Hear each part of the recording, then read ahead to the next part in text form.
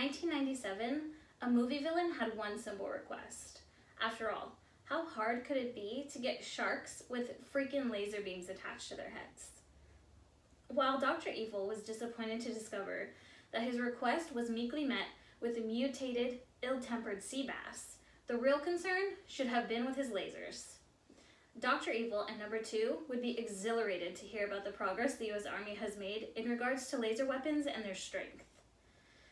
Today, I will inform the audience about a laser that the US Army is building, which is 1,000,000 times more powerful than any laser ever used by any army before. First, I will tell you about the history of the laser. Second, I will inform you about any current applications. And lastly, I will discuss future applications with any potential drawbacks. The laser itself had its origin in the late 19th century by physicist Max Planck, who discovered that energy appears in discrete pockets called quanta, and he then deduced the relationship between radiation and frequency. Then, in 1905, Einstein proposed that light was made up of photons. This change is what led to the revolutionary concept of lasers that we know today, and thus the invention of the first working laser. In 1960, an American engineer named Theodore Maiman invented the first ever working laser at the Hughes Research Lab in Malibu, California in 1960.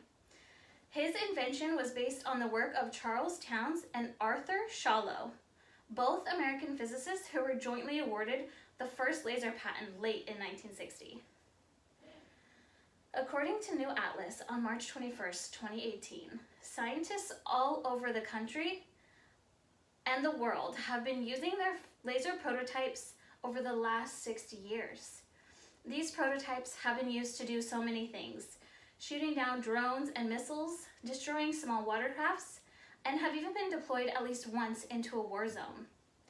Unfortunately, the revolutionary death ray laser scientists have been dreaming of since the 19th century has yet to appear. That is, until now. Now that we've discussed the history of the laser, I will inform you about current applications and phases of production. According to Asia Times, on August 7th, 2020, the US Army is on track to field test 2 of these powerful lasers. The hardware was expected to be integrated on top of war tanks by December 2020. According to SBIR, on January 14th, 2020, these 2 lasers will undergo 3 phases of testing in addition to soldiers putting these weapons through realistic combat scenarios. The first phase will include analysis and design concepts of the laser architecture. The second phase will be utilized to fabricate, test, and evaluate the laser system prototype. The third and final phase will include the contractors and the government working together to complete a USPL system that meets all requirements and then integrate the technology into each laser system. Now that we've explored some current applications, let's discover future applications and any potential drawbacks. If the combat scenarios go well in May of 2021, the US Army will be ready to test a 300 kilowatt laser system by the end of 2022. For comparison, the 2 lasers that are demoing in May of 2021 are only 50 kilowatts. According to interesting engineering website, the 300 kilowatt laser system will fire pulses of bullet-like shots that would vaporize drones on contact, versus the current system that, according to New Scientist on February 19th, 2021, produces a continuous beam that melts its targets instead of vaporizing them.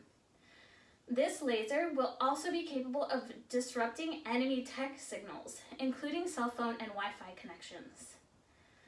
Technology, as we know, is never 100% foolproof though, especially when its control is at the hands of humans, as we are not robots. With the ability to vaporize and tarnish their target on contact, it doesn't leave any room or margin for error. This could potentially be damaging to something, someone, or cause harm to groups or buildings that were not the intended target. Today, I inform the audience about a laser that the US Army is building, which is 1,000,000 times more powerful than any laser built by any army ever before, by first discussing its history, second, informing you about current applications, And lastly, exploring future applications and potential drawbacks. While I don't believe that Dr. Evil could attach these lasers to the top of any animal's heads, I know he would be thrilled by the progress of these laser weapons. However, a man with $100 billion may be able to make a warhead out of anything. Thank you.